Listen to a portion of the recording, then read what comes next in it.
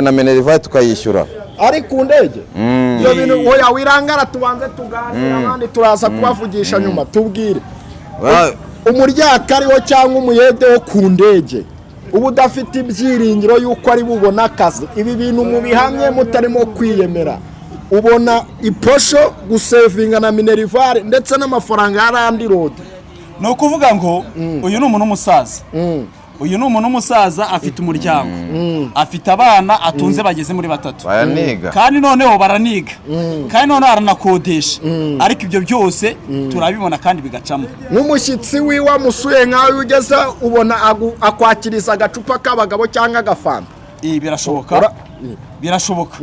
kubera ko byibuze ikintu cya mbere ni mu ariko muze uratubeye inzu yo mu Buyede urumva utarayubatse mu manegeka